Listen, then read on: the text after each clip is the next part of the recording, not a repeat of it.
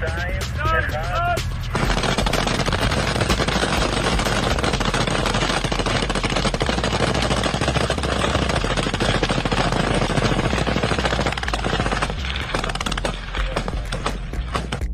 must be an immediate ceasefire. For at least the next 6 weeks, Palestinians should be free to continue to suffer under Israel's genocide. So the Biden... there must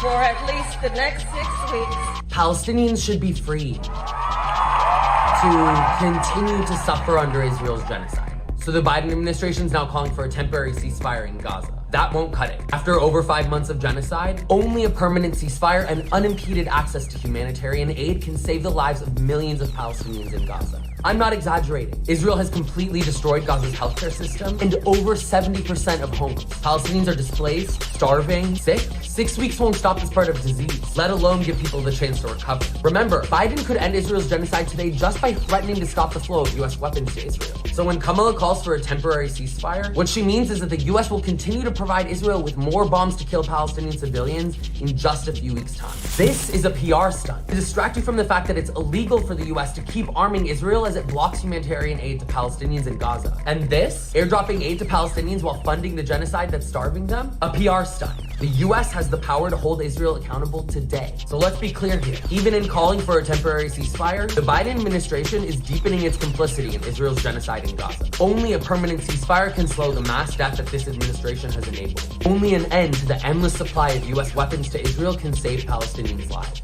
there must be an immediate ceasefire. There must be an immediate ceasefire.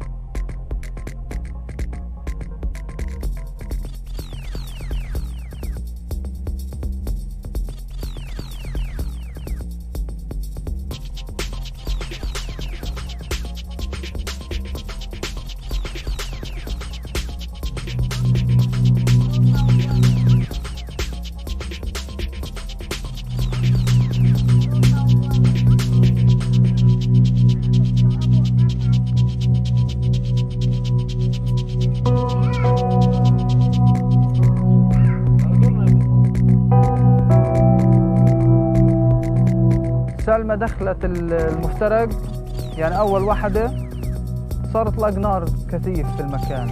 شفت سلمى يعني أجاها طلقتين في رقبتها، وصارت مع الوجع تنطنط وتجري باتجاهي. أنا دخلت من الشارع هيك، أجيت لها هين في المكان هذا بالضبط، وحضنتها أخذتها وطلعت بيها على السيارة.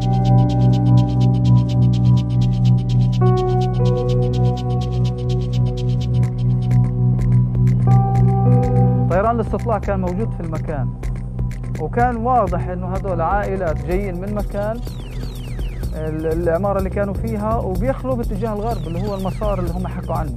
ورغم هيك تم استهدافهم، يعني ليش متعمد ولا احنا ما بنشكل، لا انا ولا بنتي ولا عائلتي ولا النازحين بشكلوا اي تهديد على الجيش اللي موجود في المكان.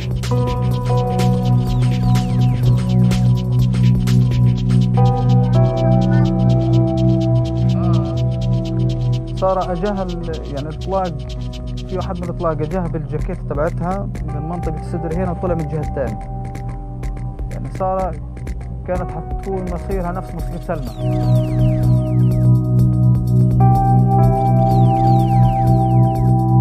هاي جريمة الإعدام اللي صارت قدامي، هي لا أنا حقدر أنساها ولا أطفالي ولا زوجتي حيقدروا ينسوها. كل يوم أنا بتذكرها، وكل يوم أنا ابني وأولادي أو بنتي بتذكروها. وأنا ابني حتى أنا بيسألني وين سلمى، إنه مش قادر ينسى إنه كانت معاه بالشارع ولقيت مش موجودة.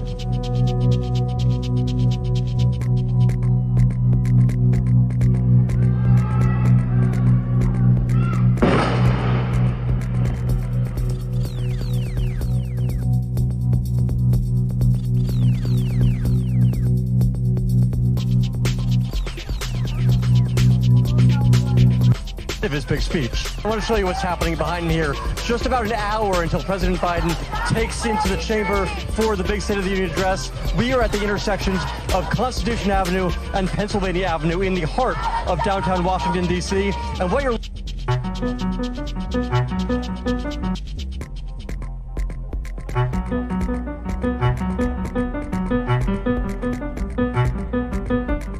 to claim that they don't have the capabilities and technology to see that the locations that they're bombing is filled with women and children is a blatant lie. They're literally committing a genocide in front of our eyes.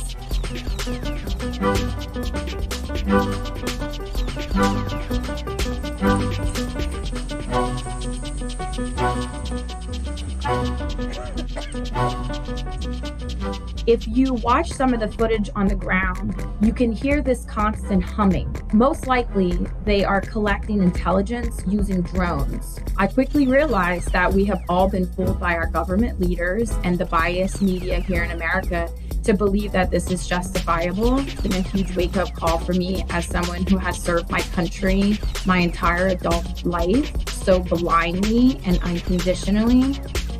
Fortunately, this isn't the case anymore.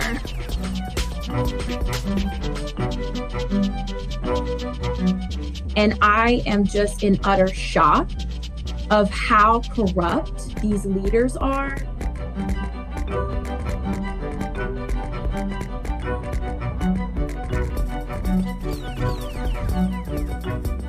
When I first learned about Aaron Bushnell, to say that I was surprised, I wasn't. Because I also have been feeling the way that he has been feeling watching these indiscriminate bombing of women and children. The scale and scope of what's occurring in Gaza, the genocide, the destruction, the eradication of a group of people is not self-defense.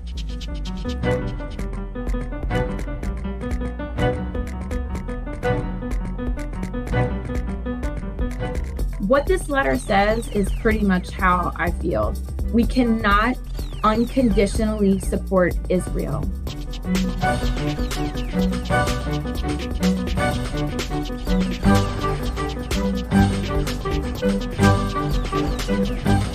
This is not justified. Collectively, humanity is being tested by this.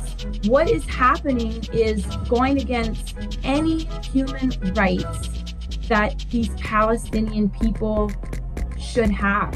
This has to stop. We need a ceasefire.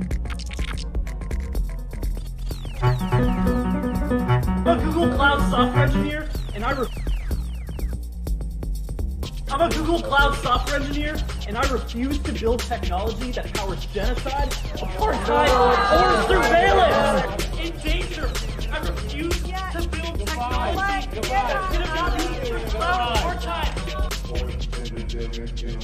I'm a Google Cloud software engineer, and I refuse to build technology that powers genocide.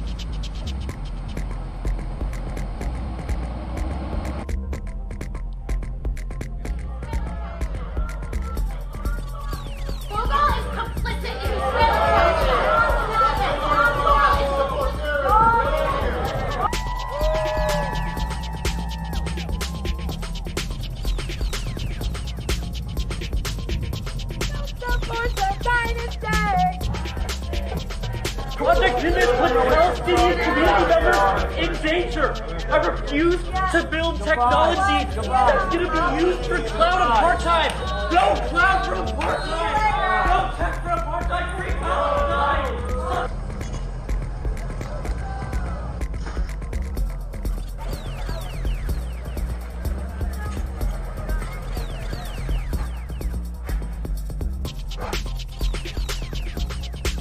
A Google Cloud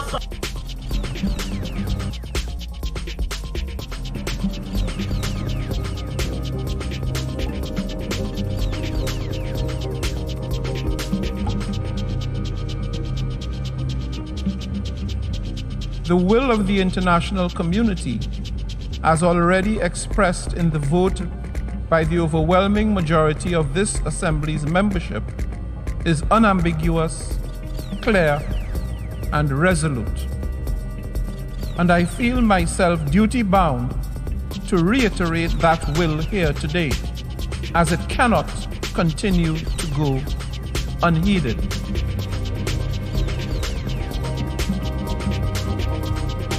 Those against? There is a reason why ethnic cleansing was possible in Palestine, why apartheid was possible in Palestine, why genocide was possible in Palestine. It is the certainty of the perpetrators that they will never be held accountable.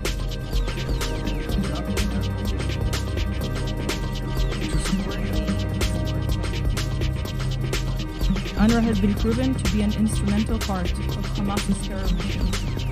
The UN General Assembly is committed to the survival of a terror organization.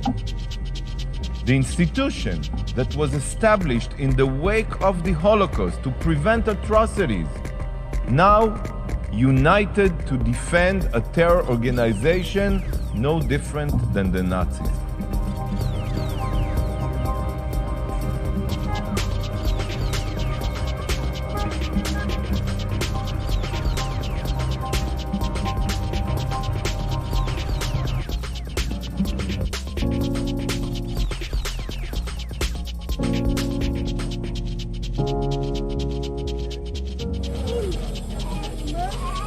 اختي هاي اخته تعالوا قد انت تعالوا قد انت هاي اخوك تعال هاي اخوها هاي اخوه اوعى توقع يا عمو ايش اسمك انت يا عمو انت ليش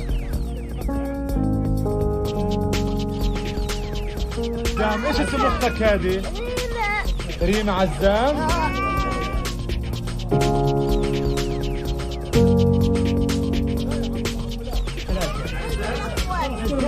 انت عزام برضه يا عمو ايش اسمك؟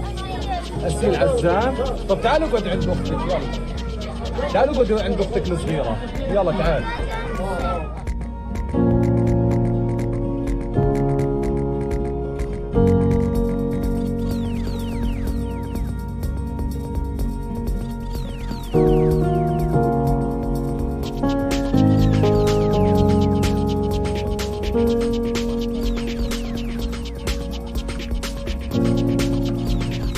These psychological injuries have led children as young as 5 to tell us that they would prefer to die.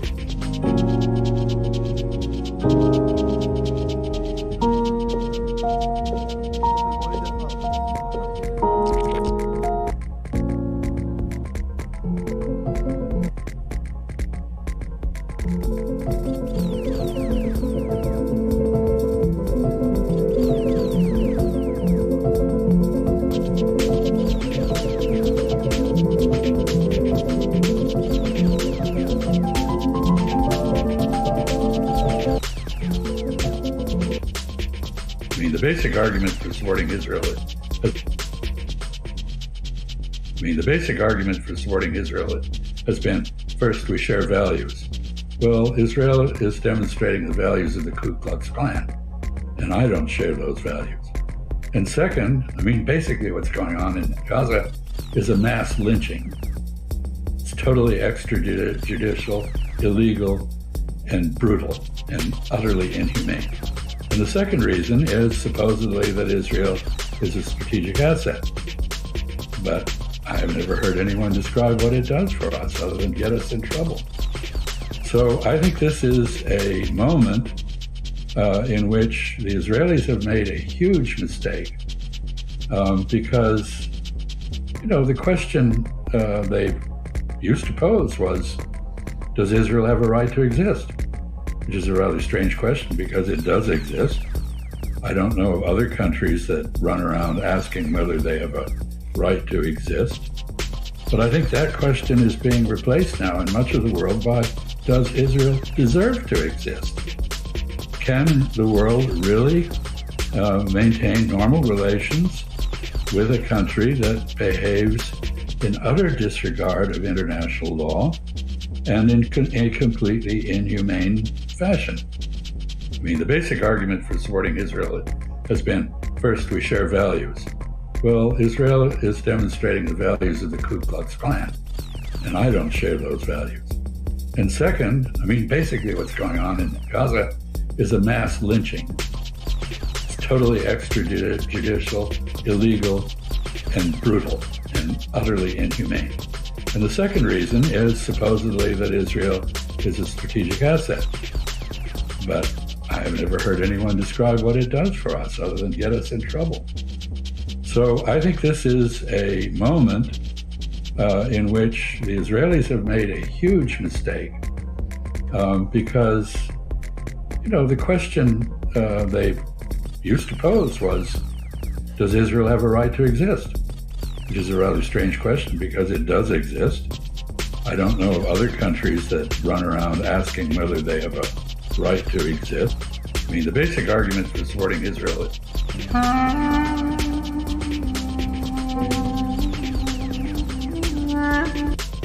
Israeli soldiers have shot dead 5 young men and boys, mostly during raids on the occupied West Bank over the past 4 days.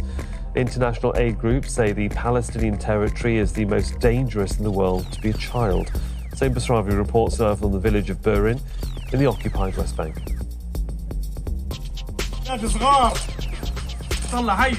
They are killing children, he says, clutching the shoes of his 10-year-old nephew. A blood-soaked shroud covers Amr Najjar's head wound. A father, unable to look at his son's lifeless body, also unable to pull himself away. His mother says Amr was no threat to Israeli soldiers who raided Burin on Monday. He was just sitting in a car with his father, going to the shops, when he was shot in the head and fell into his father's lap.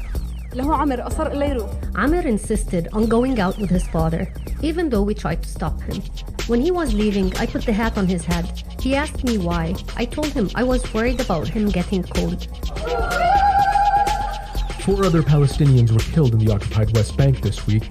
Ages 13, 2 were 16, 1 was 18.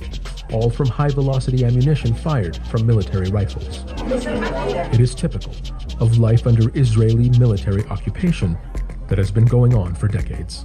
By targeting the children, they are targeting the future of the Palestinian people. So arresting children and denying them their rights, killing them, it's like killing the future of those children, targeting the future of the Palestinian people. International aid groups say Israel's military has made Palestine the most dangerous place in the world to be a child. In the last 5 months, it is far more dangerous, far more deadly to be a child in the occupied territories than it was for an American soldier in Afghanistan or Iraq. Funerals for Palestinian children, little boys, young men, is so commonplace, and more are dying from gunshot wounds to the head and chest. Child protection groups say right now Israeli tactics are more brutal, they are targeting younger people, and shooting to kill. As Amr Najjar's family lays him to rest, they're asking the same question as so many Palestinian families before them. Why the world is watching children dying, but doing nothing to stop it. Israeli soldiers have shot dead.21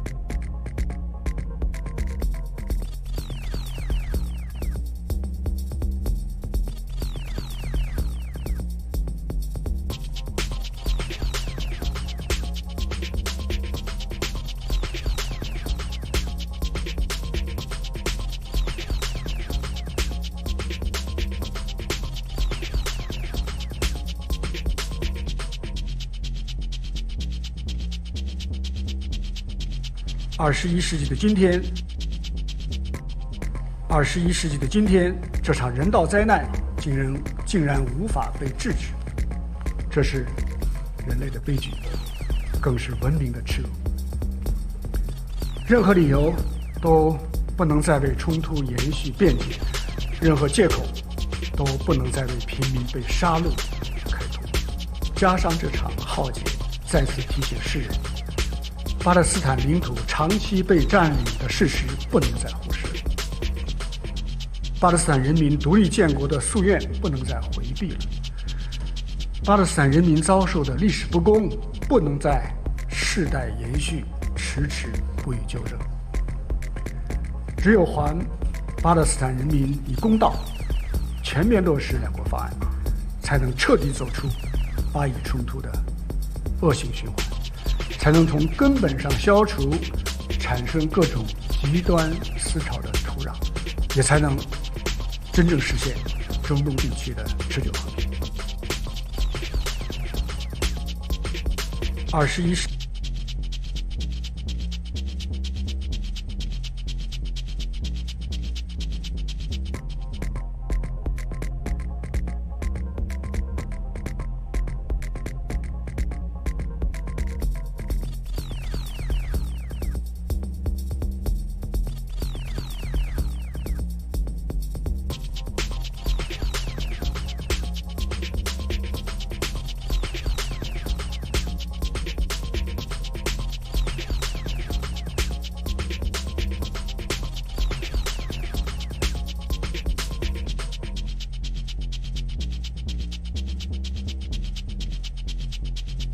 Over the past few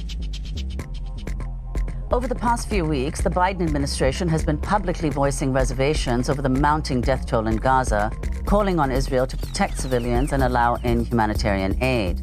But behind the scenes, the Biden administration has quietly approved and delivered more than 100 separate weapons sales to Israel over the last 5 months, amounting to thousands of precision-guided munitions, small-diameter bombs, bunker busters, and other lethal aid. Many of your viewers may be shocked to hear that there have been 100 sales in the last few months since October 7th. But here, I don't think anyone in the State Department will be particularly moved by this story. Much of the process does unfortunately move like a production line when it comes to cases that do not require, under law, congressional notification. So what we really have here is both a policy problem, but also a lack of transparency that is built into the system and which can only be remedied by a change in law. Over the past few weeks, the Biden administration has been publicly voicing reservations over the mounting death toll in Gaza, calling on Israel to protect civilians and allow in humanitarian aid. But behind the scenes, the Biden administration has quietly approved and delivered more than 100 separate weapons sales to Israel over the last 5 months, amounting to thousands of precision-guided munitions, small-diameter bombs, bunker busters, and other lethal aid. Many of your viewers may be shocked to hear that there have been 100 sales in the last few months since October 7th. Over the past few weeks,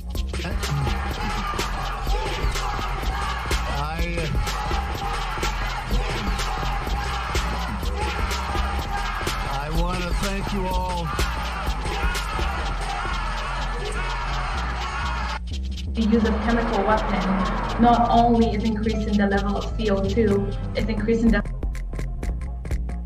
use of chemical weapons not only is increasing the level of CO2, it's increasing deforestation. People don't have access to water, and the water that is accessible is polluted and causing the death of thousands of Palestinians. They're not only genociding people, but also making it impossible for the next generations to live in Gaza.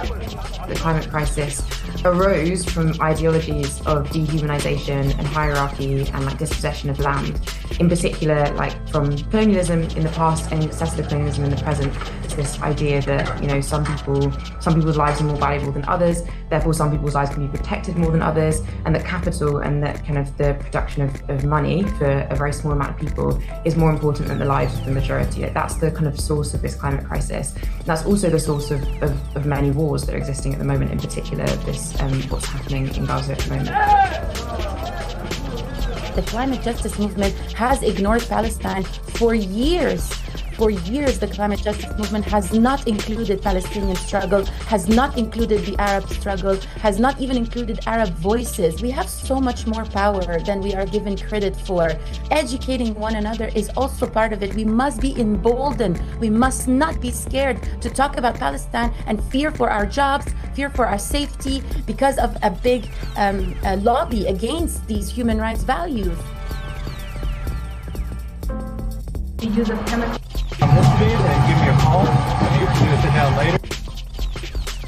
On this feed and give me a call. You can do a sit down later. That's fine. We'll also be out here the next 2 days.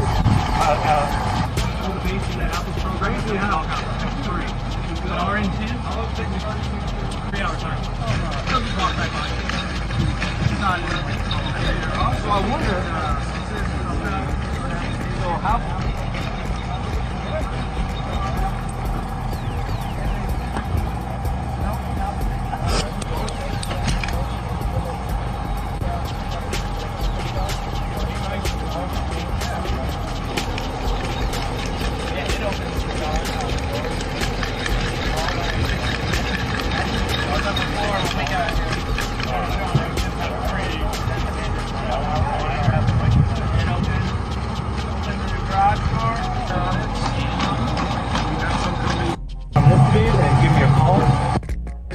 We're learning that Palestinians in Gaza. Mr. Speaker, we're learning that Palestinians in Gaza have been shot and killed while waiting for aid at a time when the UN reports at least a quarter of those in Gaza are one step from famine. Meanwhile, Amnesty International reports that Israel has failed to comply with the ICJ ruling requiring them to take immediate steps to prevent genocide, including allowing humanitarian aid in. In light of this, when will this government reinstate UNRWA funding, which millions of Palestinians rely on for food, and call on Israel to follow the ICJ ruling? Hear, hear. The Honorable Minister for Foreign Affairs. Stories coming out of Gaza are extremely preoccupying. This is catastrophic. I would call this a nightmare scenario. So, at all times, international humanitarian law must be respected, and both parties must respect the ICJ ruling. And we need to do more to make sure that humanitarian aid is going into Gaza, and at all times, civilians must be protected. Thank you so much. Mr. Speaker, we're learning that Palestinians in Gaza have been shot and killed while waiting for... Speaker, we're learning...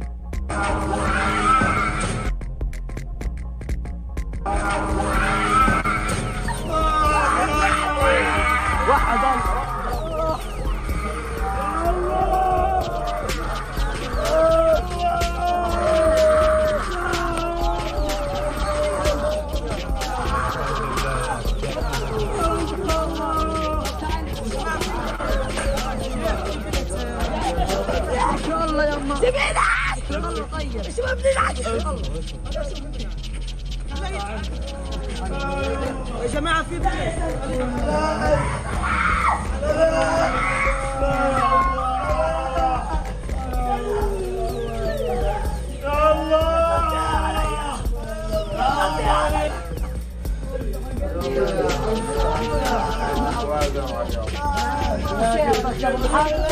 حد يرفعها يا جماعة.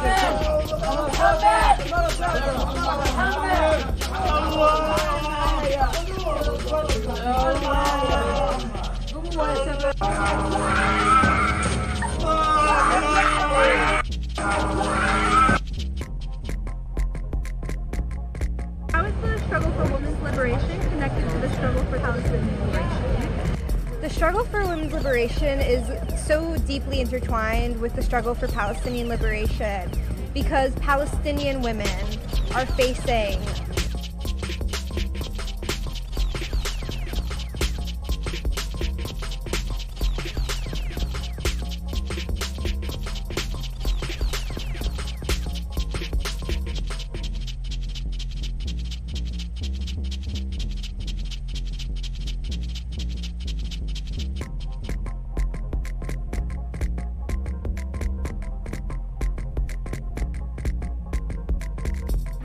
I'm still alive, but I don't know if I'm surviving this night. It's now 12:32 a.m., 17th of January 2024.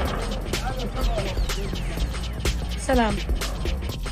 I'm still alive, but I don't know.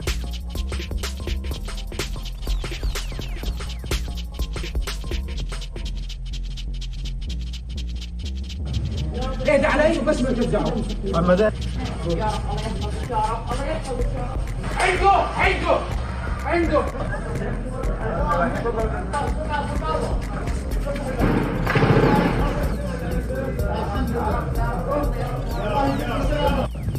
اهدى علي وبس ما ترجعوا.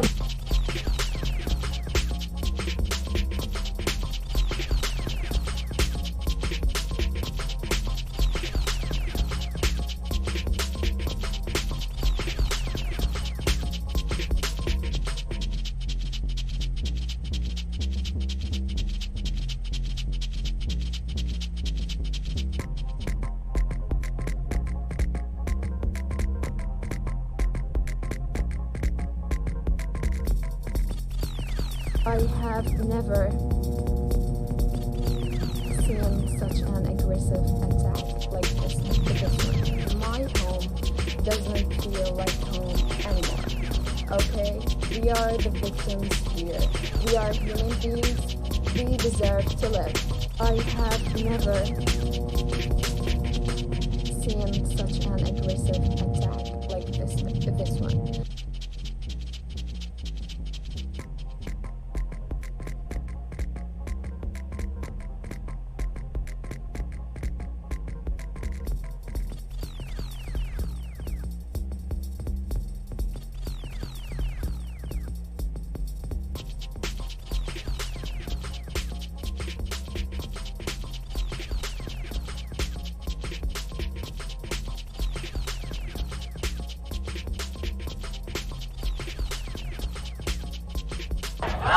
Biden, you're